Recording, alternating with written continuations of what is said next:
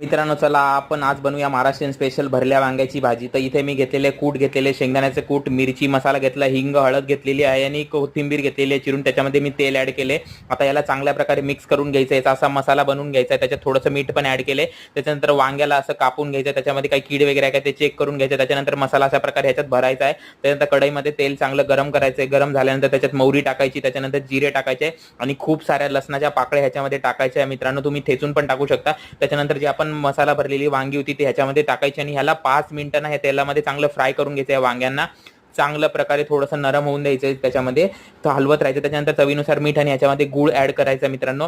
आता हे ऍड केल्यानंतर याला थोडं 2 मिनिटं परत भाजून घ्यायचं आहे तेलामध्ये। त्याच्यानंतर आता ह्याच्यात गरम पाणी ऍड करायचं आहे। तुम्हाला जर सुक्का हवं असेल तर थोडं पाणी ऍड करा आणि जर तुम्हाला पातळ हवी असेल तर तुम्ही पाणी थोडं जास्त ऍड करा। त्याच्यानंतर आता गॅस बारीक करून ह्याचा 5 ते 10 मिनिटं शिजवायचं आहे। शिजल्यानंतर आपली ही भरली वांग्याची भाजी रेडी आहे। तर जरूर बनवून बघा।